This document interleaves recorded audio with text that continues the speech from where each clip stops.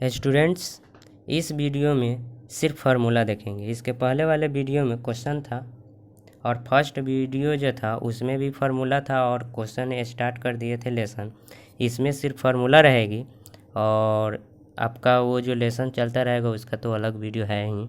वो लेसन भी समाप्त हो जाएगा, लगभग ख़त्म हो चुका है। उसका तीसरा वीडियो में लगभग सवाल पहला लेसन का आपका हो गया। इसमें फार्मूला देखेंगे कि अगला लेसन में आपको क्या हेल्पफुल मिलेगा, माने सहायता मिलेगा। ठीक है, फार्मूला का अलग सीरीज रहेगा कि आपको कोई दिक्कत नहीं होगी, लेसन आप बना सकते हैं, समझ सकते हैं। ठीक है, चलिए इसमें देखेंगे।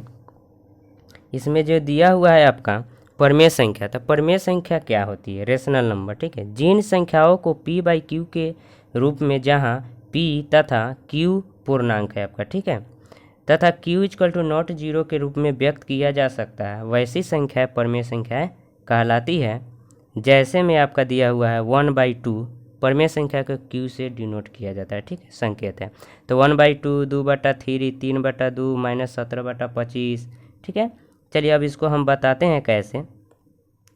देखिए इसमें कह रहा है कि p बाई क्यू के रूप में, p अब बटा क्यू। ठीक, तो ये बटा में हो सकता है, ये अंश हो गया, ये क्या हो गया, हर हो गया। तो मान लीजिए अंश ले लीजिए 4, तो हर ले लिए कितना, 5। ठीक, तो वही लिखा है p बाई क्यू के रूप में, जहाँ p और q क्या दोनों पूर्णांक है। तो पूर्णांक संख्या बताए थे और आपका ये 5 हो गया, तो दोनों क्या है, पूर्णांक संख्या। माइनस में रह सकता है, वो सब मतलब नहीं, क्योंकि पूर्णांक संख्या धनात्मक और ऋणात्मक होती है, दोनों होती है, प्लस भी हो सकता है माइनस में। लेकिन यहाँ समझने वाली बात है कि आपका जो कहता है q equal to not zero, तो q equal to not zero का मतलब है कि 4/बटा में जीरो नहीं होना चाहिए, तो वो इन्फिनिटिव होती है, अपरिभाषित होती है। ठीक है, इसीलिए q equal to not zero दिया है, जीरो छोड़ कर अलावा कुछ भी हो सकता है। ठीक है, और यहाँ एक और बात है कि मान लीजिए ये सब बटा में उदाहरण दिए हैं, 1/2, 2/3, तो क्या 5 हो सकता है कि नहीं? परमेश्वर हो सकता, क्यों? क्योंकि एक छुपा हुआ है। अब अच्छा सा समझ गए। अब इसका स्क्रीनशॉट आप खींच सकते हैं लिखने के लिए। ठीक है, चलिए अब अगला देखते हैं। नोट में क्या लिखे हैं? परमेय संख्या, परमेय संख्या के अंतर्गत प्राकृत संख्या, पूर्ण संख्या, पूर्णांक भी आता है।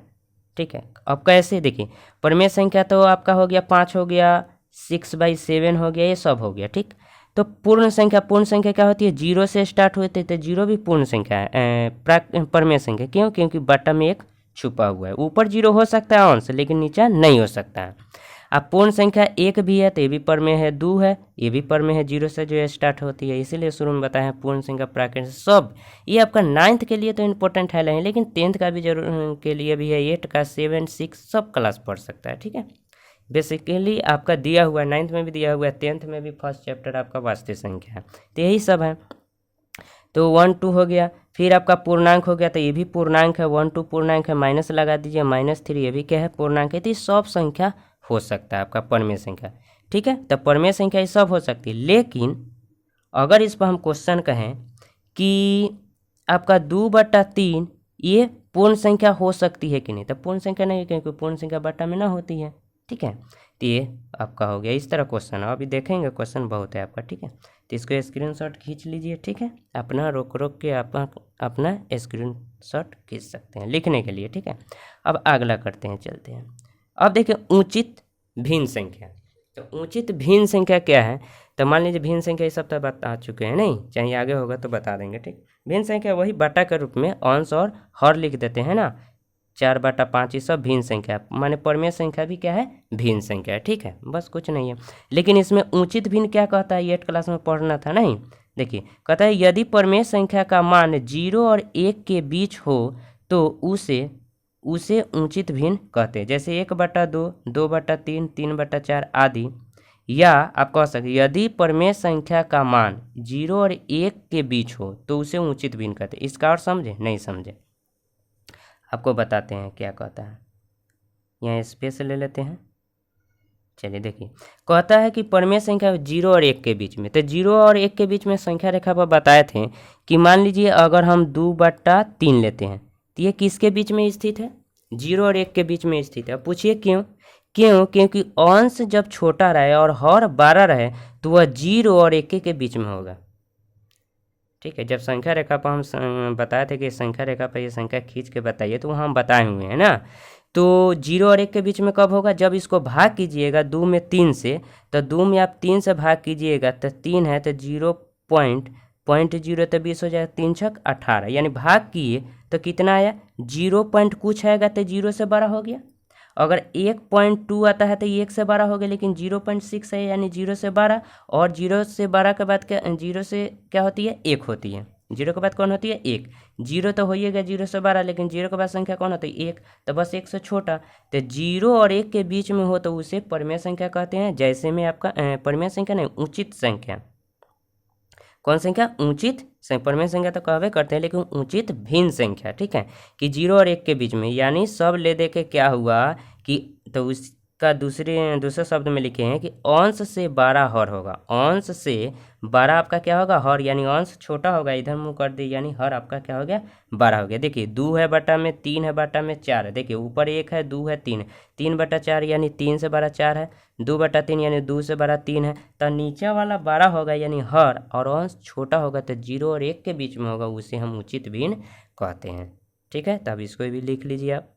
अब आगे देखते हैं, फिर हम नोट में क्या कहता है, संख्या रेखा पर उचित भिन्न सदैव 0 से 1 के बीच होगा, अगर यह ऋणात्मक हो तो -1 से 0 के बीच होगा, सही बात है। अगर माइनस होगा तो 0 के किधर होगा, माइनस होगा तो 0 के इधर होगा बाएं तरफ, प्लस में होगा जो 0 के दाहिना तरफ। देखिए 1/3 और 2/3 0 और किसके बीच में है 1 के बीच है कि नहीं, तो ये नोट में लिख दिए। माने आपका जो फॉर्मूला हो एकदम डीपली जितना जितना बनने वाला हो सब लिख के बता देंगे, ठीक है, कि आपको दिक्कत नहीं है सवाल बनाने में, समझ गए आप। चलिए अब अगला देखते हैं। फिर कहता है कि अनुचित भिन्न, अब उसका उल्टा ले लीजिएगा, इम्प्रॉपर फ्रैक्शन, और उसको प्रॉपर फ्रैक्शन कहते हैं, ठीक है, इंग्लिश भी लिख दिए कि कोई दिक्कत ना हो।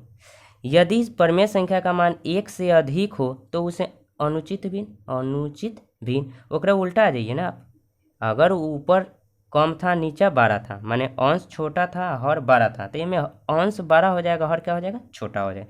यदि परिमेय संख्या का मान अब 1 से अधिक हो, 1 से अधिक हो जाएगा तो 1 और 2 के बीच में होगा, चाहे 2 और 3 के बीच में होगा संख्या रेखा पर, ये भी बोल सकते हैं। यदि परिमेय संख्या में अंश 12 हो तो हर से, तो उसे अनुचित भिन्न कहते हैं, और इसे विषम भिन्न भी कहते हैं, दूसरा नाम है। जैसे 3/2, देखिए 3/2 अंश 12 है, हर क्या है अंश 12 है, और हर छोटा है, अंश 12 है हर छोटा है, क्यों, क्योंकि पूर्णांक में तोड़ सकते हैं।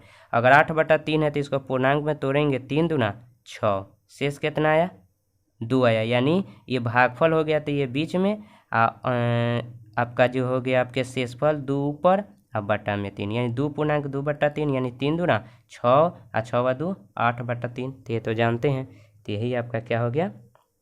अब इसको लिख लीजिए अनुचित भिन्न, ठीक है। चलिए अब आगे बढ़ते हैं, यही हो गया, देखिए 2 और 3 के बीच में होगा, 0 और 1 के बीच में होगा तो उचित भिन्न हो जाएगा, और 1 और 2 के बीच, 2 या 3 के बीच कहिए तो अनुचित भिन्न यानी विषम भिन्न इसे कहते हैं, ठीक है।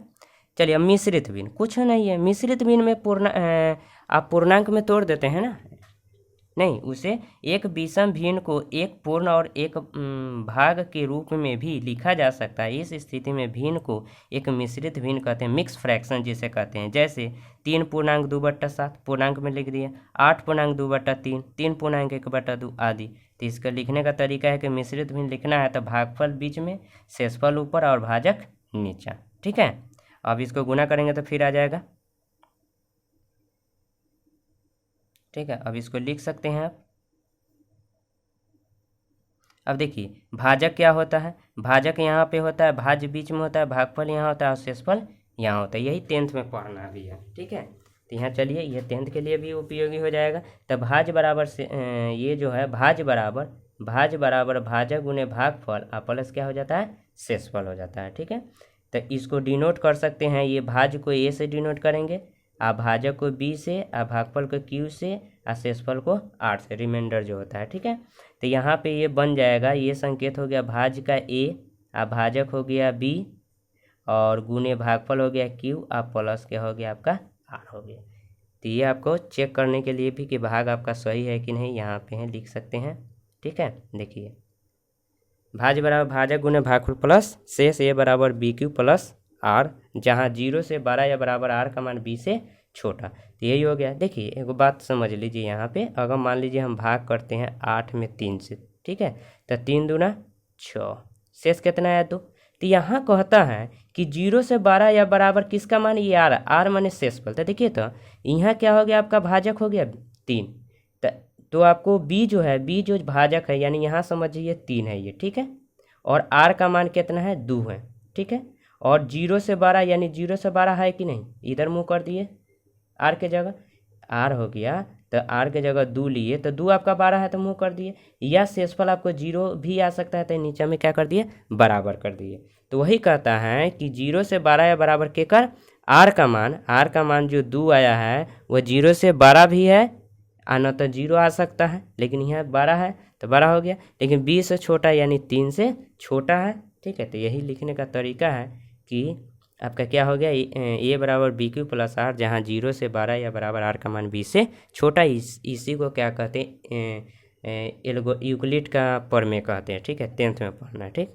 चलिए अब भिन्न फ्रैक्शन देखिए, भिन्न फ्रैक्शन नहीं बताया नहीं, देखिए वही बता दिए हैं कि अंश और हर को बटा में लिख देंगे तो वही भिन्न। संपूर्ण संग्रह के अथवा एक संपूर्ण वस्तु के हिस्से को निरूपित करने वाली संख्या को भिन्न कहते हैं। जैसे 1/2 -3/4 2/6 और 7/3, ये हिस्सा बताता है कितना। जैसे 4/5 में अंश 4 हो गया, हर कितना हो गया 5 हो गया। सिंपल सी बात है। अगर इसको समझना चाहते हैं, मान लीजिए एक डब्बा बनाए, इसको खंड बना दिए, ठीक है, और मान लीजिए इसमें हम 2-3 गो रंग दिए, ठीक है, मान लीजिए 4 गो रंग दिए, तो अगर पूछेगा कि ये शेडेड पार्ट है, रंगा हुआ कितना भाग है, तो मान लीजिए रंगा हुआ 4 हो गया, 1 2 3 4, 1 2 3 4, लेकिन कितना का भाग का, 1 2 3 4 5 6 7 8 गो पार्ट का आपका 4 भाग, माने टोटल 8 खंड है, उसमें से 4 रंगा हुआ है, तो यही 4 हिस्सा है। 8 में से कितना हिस्सा है, 4 हिस्सा है। तो इसी को संपूर्ण हिस्से के संग्रह को ही क्या कहा जाता है, भिन्न यानी फ्रैक्शन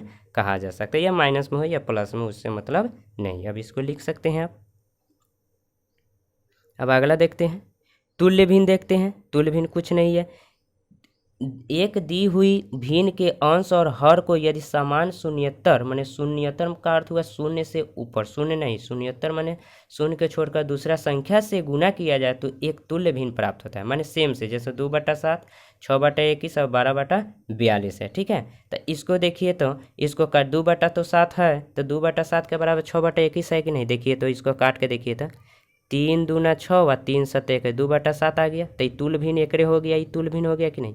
42 बटा आपका 12/42 है, इसको काट के देखिए तो 6 दूना 12 6 7 ये भी 2/7 आया कि नहीं। तो यही तुल्य भिन्न हो गया। कथी हो गया, मान लीजिए किसी का भी आपको निकालना है, मान लीजिए हम 3/4 का तुल्य भिन्न निकालना है, तो आप दोनों का ये परिभाषा क्या कहता है कि अंश और हर में यदि सामान्य शून्यतर संख्या से गुना कीजिए। तो देखिए 3 का पहाड़ा 2 बार पढ़िएगा तो 3 दूना 6, तो 4 के पहाड़ा भी 2 बार पढ़ेंगे तो 4 दूना 8, ही तुल्य भिन्न हो गया। फिर बराबर 3 का पहाड़ा 4 बार पढ़ दीजिए तो 3 चौका 12, तो नीचा 4 है तो 4 बार इसका पढ़ता, 4 चौका 16। तो इस तरह अंश और हर का सेम बार पहाड़ा पढ़ लीजिए, 2 बार दोनों का पढ़िए, 3 बार 4 बार 5 बार 6 बार जितना बार, इस सब तुल्य भिन्न होगा। आज चेक कैसे करेंगे, तो काट लीजिए आंसर को, तो अपने मालूम चल जाएगा कि तुल्य भिन्न है कि नहीं, ठीक है।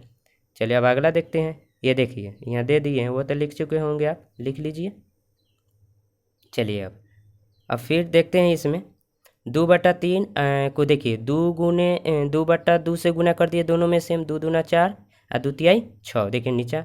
फिर 2 तिहाई 6 और 3 तिहाई 9, 2 चौका 8 और 3 चौका 12, सेम से गुना किए हैं, तो ये तुल्य भिन्न हो गया। ये सब जरूरत पड़ती है, ठीक है। सजातीय भिन्न, अब सजातीय भिन्न क्या है, तो हर जिसका बराबर होगा तो उसे सजातीय भिन्न, अंश से मतलब नहीं है, हर बराबर है, यदि जिस भिन्न का हर समान हो उसे सजातीय भिन्न कहते हैं। 2/9 1/9 5/9 सबका हर क्या है, सेम है, ठीक है। अगला देखते हैं, इसको तो समझाने की जरूरत नहीं है। तो इसको कहते हैं लाइक फ्रैक्शन। क्या कहते हैं, लाइक माने पसंद करना, तो नीचे वाला क्या करेगा, पसंद करेगा, उसे लाइक फ्रैक्शन कहेंगे। चलिए अगला देखिए, विजातीय अनलाइक फ्रैक्शन क्या होता है, यदि ओकरे उल्टा लीजिए, हर समान न होगा, जिस भिन्न का हर समान न हो उसे विजातीय भिन्न कहते हैं। 5/11 2/7 और 5/9 हर समान नहीं है, बात खत्म, ठीक है। अब अगला आइए, बहुत ही इंपॉर्टेंट, सब क्वेश्चन में जरूरत पड़ता है, सरलतम रूप या न्यूनतम रूप। क्या, न्यूनतम माने छोटा, जिस भिन्न में अंश और हर का मौसा HCF 1 हो तो उसे न्यूनतम रूप कहते हैं। 2/9 2/3 और नोट में 6/9 आपका नहीं है। अब ये तो फालतू का हो गया, अब तो समझे नहीं। अब देखिए कैसे हम समझाते हैं इसको, सरलतम रूप देखिए। इसको लिख लीजिए पहले, ठीक है, स्क्रीनशॉट खींच लीजिए, लिखने में दिक्कत ना हो। अब इसको हम बताते हैं, ठीक है। देखिए वो सब छोड़िए, सरलतम रूप का है। अगर मान लेते हैं हम कि हम ले लेते हैं 10/15, ठीक है। ये सरलतम रूप, न्यूनतम रूप नहीं। क्यों? क्योंकि ये दोनों में 5 से डिवाइड अभी होगा। दोनों में कितना से होगा? 5 से डिवाइड। तो कितना हो गया ये डिवाइड किए तो 5 दूना 10 और 5 तिहाई 15। अब ये काटने के बाद जो आया ना, इसको न्यूनतम या सरलतम रूप कहेंगे। लेकिन 10/15 को नहीं कहेंगे, 2/3 को सरलतम रूप कहेंगे, 10/15 को नहीं कहेंगे, क्योंकि अब ये कटने वाला है। कथी है? अभी कटने वाला। जैसे हो गया 1/2, ये किसी टेबल से दोनों नहीं कट सकता है, तो ये सरलतम रूप। 3/4 ये भी नहीं कटेगा, ये भी सरलतम या न्यूनतम रूप हो गया। 8/5 ये भी दोनों नहीं कटने वाला है, तो ये भी। ये इसका अर्थ हुआ कि नहीं कटेगा का मतलब दोनों में कितना से कटेगा, लेकिन कितना से? 1 से दोनों में डिवाइड होगा। इस दोनों में भी 1 से, इस दोनों में भी 1 से, यानी 1 से अंश और हर में डिवाइड होगा। एक मतलब है वही HCF है, यानी मौसा हाईएस्ट कॉमन फैक्टर। वही परिभाषा हम लिखे हैं उसमें, अभी समझाते हैं, पहले समझा दे रहे हैं। और 10 ये हम जो लिए हैं कि 6/9 क्या है आपका? सरलतम रूप ना है। क्यों? क्योंकि दोनों में 3 के टेबल में कट जाएगा। 3 दूना 6 व 3 तिहाई 9, तो ये आपका क्या हुआ? 6/9 सरलतम रूप नहीं है। अब देखिए वही लिखे हैं कि जिस भिन्न में अंश और हर का मौसा HCF 1 है, एक मतलब दोनों में एक ही से भाग लगेगा, दो अदर संख्या से भाग नहीं लगेगा। तो इसी को कहते हैं हाईएस्ट कॉमन फैक्टर, यानी दोनों में एक कॉमन हो उसे सरलतम रूप कहते हैं। अब समझ गए होंगे। चलिए फिर कहता है परिमेय संख्या के जोड़ और गुणा में बीजीय नियम, algebraic law in addition and multiplication of rational number. कुछ नहीं करना है, बट्टा का जोड़ या घटाओ। परिमेय संख्या पढ़े हैं बट्टा में, या बिन बट्टा में पढ़े हैं 2 + 3, ये भी तो परिमेय संख्या है। तो जोड़ेंगे तो कितना आएगा? 5, तो ये भी परिमेय संख्या। या आप गुना कर दीजिए 2 × 3, तो 3 दूना 6, तो ये भी क्या हो गया? परिमेय संख्या। तो गुना या जोड़ या घटाव भी कर सकते हैं। 2 - 3 तो कितना? -1। तो कुछ नियम जो होता है घटाव में फॉलो नहीं करता है। घटाने पर तो परिमेय संख्या होगा, लेकिन परिमेय संख्या के अंतर्गत एक तरह से टाइप समझिए, प्रकार, जैसे संवरक नियम, सहचार नियम, क्रम भी नियम। तो ये सब जो है ना घटाव का रूल फॉलो नहीं करते, वही सब बता रहे हैं। सब 9th का ही है, ठीक है। और ज़रूरत पड़ती है 10th में बीच बीच में सवाल बनाने में। तो ये सब रूल जो है अलजेब्रिक लॉ है, ठीक है, एडिशन का है और मल्टीप्लिकेशन का है, ठीक है। तो पहला नियम आपका यहाँ पे आता है, आपका पहला नियम आता है, ये लिख सकते हैं।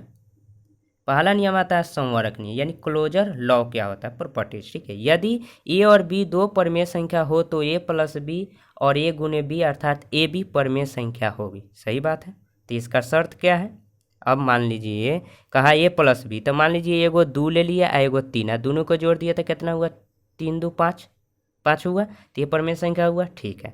और 2 × 3 का है, A × B का है, तो 2 × 3 कितना हुआ? 6, यानी AB यानी 6 हो गया। तो ये क्या हो गया आपका? ये भी परिमेय संख्या है। लेकिन इसका शर्त क्या कहता है? देखिए ये लिख सकते हैं। अब आइए, कहता है A + B के शर्त, यदि A और B दोनों धनात्मक हो तो A + B धन, ठीक है। 2 लिए हैं प्लस में और 3 भी प्लस में, और दोनों को जोड़े तब प्लस में ही 5 आएगा ना। तो दोनों अगर प्लस हो, पॉजिटिव हो, तो आपका जोड़ भी क्या आ जाएगा? पॉजिटिव, ठीक है। तो ये हो गया। इसका उदाहरण आप यहाँ पे लिख सकते हैं AB, तो यहाँ बीच में जगह स्पेस 2 + 3 = 5। तो दोनों क्या है? धनात्मक है, तो इसका जोड़ भी क्या आ जाएगा? धनात्मक। और उसके बाद आपका क्या है? A वाला, A और B दोनों ऋणात्मक हो तो ये भी ऋणात्मक, जैसे -2 और -3, एकरा जोड़ेंगे तो एकरा कोष्ट में करके, अब दोनों माइनस में यानी दोनों कर्जा में हो गया तो कितना हो जाएगा? -5। तो इसको जोड़ेंगे कैसे? -2 + -3, दोनों कर्जा जुट गया तो -5 होगा कि नहीं? तो दोनों ऋणात्मक होगा तो जोड़ इसका A + B भी ऋणात्मक, और दोनों धनात्मक होगा तो A + B भी क्या है? धनात्मक। अब समझ गए होंगे। अब इसको लिख सकते हैं। चलिए अगला देखते हैं। यदि A धनात्मक B ऋणात्मक हो तो इसका भी शर्त है। A धनात्मक मान लीजिए 2 ले लिए, और B ऋणात्मक यानी -3 ले लिए, ठीक है। अब इसको जोड़ेंगे तो 2 प्लस में है 3 माइनस में, यानी 2 गो आपके पास रुपया है, 3 गो कर्जा है तो 2 गो रुपया दे दिए तो -1, एक और रिजल्ट जोड़िएगा तो कितना आएगा -1 आएगा।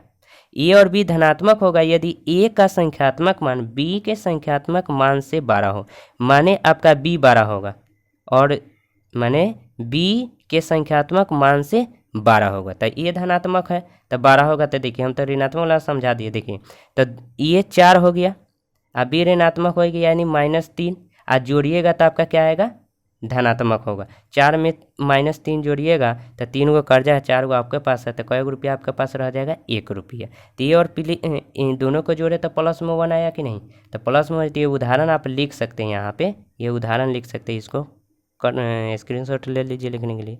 चलिए अब इसको देखते हैं, थोड़ा देर रुक जा रहे हैं कि आपको लेने में सहूलियत होगी। अब इसका उदाहरण दे दिए, यहाँ दे सकते हैं क्या कहा है कि a 12 होगा, एक संख्यात्मक मान b से 12 होगा, तो जैसे में आप ले सकते हैं a के जगह 5, आप प्लस करना है b के संख्यात्मक मान से 12 हो तो b छोटा होगा यानी माइनस में 3, इसको जोड़ेंगे तो 5 में से 3 घट गया तो +2 हो गया, तो 12 होगा तो a + b क्या होगा धनात्मक, इसको जोड़े तो +2 आया, तो ये धनात्मक का उदाहरण हो गया। चलिए लिख लीजिएगा अपना।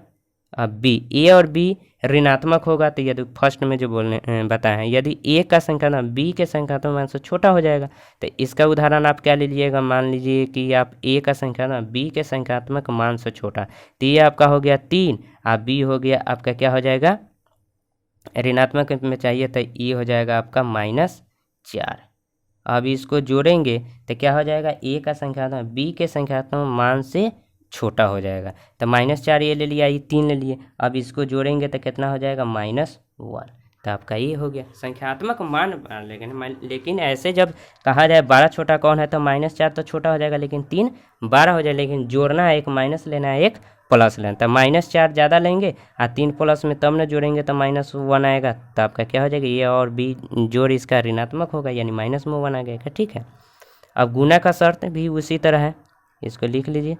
ए बी के शर्त, यदि ए और बी दोनों धनात्मक होगा, ए या बी दोनों धनात्मक होगा तो क्या हो जाएगा, ए गुने बी भी धनात्मक, जैसे 2 ले लिए प्लस और गुना करना है +3, तो प्लस तो छुपा हुआ रहता, 3 दूना 6, तो धनात्मक हो गया। सिंपल सा ये उदाहरण होगा, जैसे में करके लिख लीजिएगा। चलिए अगला, यदि ए और बी दोनों ऋणात्मक हो तो ए बी भी धनात्मक होगा। ऋणात्मक का अर्थ हुआ कि -2 और गुने -3, तो ये गुना में तब तो प्लस हो जाए, 3 दूना 6 और माइनस प्लस, तो दोनों ऋणात्मक हो तो प्लस और दोनों धनात्मक हो तब भी प्लस। लेकिन सी में आप देखिए, इसको उतार लीजिए,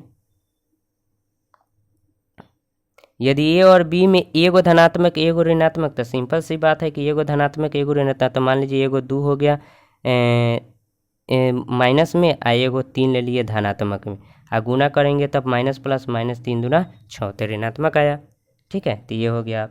अब आइए कुछ रूल है, अब 3 नंबर अब देखते हैं, क्रम विनिमय नियम। तो क्रम विनिमय नियम सिंपल सा आप जानते हैं, यदि ए और बी दो परमेय संख्या हो तो a + b या b + a जोड़ का यह क्या हो जाएगा, जोड़ का क्रम विनिमय नियम हो। क्यों, इसके जैसे यहाँ पे कर सकते हैं आपकी 2 + 3 या 3 + 2, तो देखिए तो ये भी 5 बराबर ये भी 5, तो ये क्रम विनिमय नियम हो गया। ठीक है, खींच लीजिए इसको। चलिए अब गुना का क्रम विनिमय नियम, तो वही ले लीजिए 2 × 3 या 3 × 2, तो ये भी 6 ये भी 6, जैसे में हम स्पेस दे दिए हैं कि आप यहाँ पे जैसे लिख सकते हैं। ठीक है, चलिए फिर आपका क्या है सहचार नियम।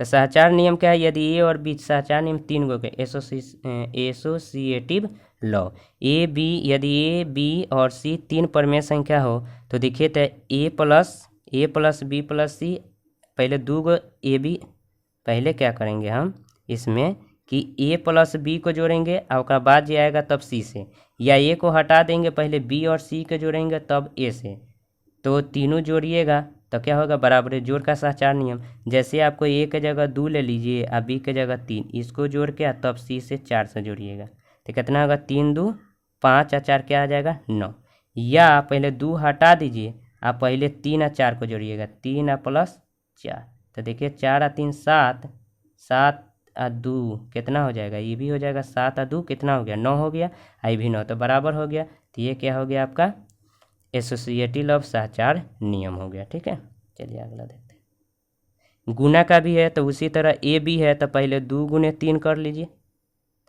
तब बाहर में 3 कर दीजिए फिर आप ए यानी 2 बाहर कर दीजिए तो यहाँ 4 ले लीजिए, ठीक रहे 3 अंदर और 4 अंदर तीनों गुना कीजिए वही आएगा। देखिए 3 दूना 6 गुने 4 आई हो जाएगा 2 आई हो जाएगा 4 तिहाई 12। देखिए तो 6 चौका 24 आई 12 दूना 24 तीनों को गुना कीजिएगा तो कितना 2 तिहाई 2 गुने 3 गुने 4 बताओ वही आएगा 4 तिहाई 12 12 दूना 24 बराबर आया। तो ये आप ये उदाहरण लिख सकते हैं। ठीक है, गुना का सहचार नियम हो गया, ये सब पूछता है। ठीक है, अब लास्ट पेज जो रहेगी इसमें तत्समक अवयव की उपस्थिति एक्सिस्टेंस ऑफ आइडेंटिटी एलिमेंट क्या होता है, कुछ नहीं है में 2 परमेय संख्या 0 और 1 इस प्रकार है कि आप क्या कीजिएगा, इसको लिखने के लिए यहाँ पे कर लीजिए, लिख लीजिए तो बाद समझा देते हैं। यहाँ क्या है कि ए में 0 जोड़िए या 0 में ए जोड़िए तो इक्वल टू ए आएगा, जो जोड़ का तत्समक अवयव या शून्य राशि है। 2 को गुना का भी होता है, एक मतलब हुआ कि 2 में आप 3 जोड़िए 0 जोड़िए या 0 में आप 2 जोड़िए, कोई फर्क पड़ेगा नहीं, 2 आएगा। तो ये जोड़ का तत्समक या शून्य राशि हुआ। ठीक है, अब आइए इसमें अगला, अब गुना का भी होता है तत्समक, तो गुना में कोई फर्क नहीं पड़ता है। गुना में क्या होता है कि आप गुना कर दीजिए 2 गुने 1 कीजिए या 1 गुने 2 कीजिए इक्वल टू 2 होगा। तो गुना का तत्समक पूछेगा तो 1 और जोड़ का तत्समक पूछेगा तो 0, कोई दिक्कत।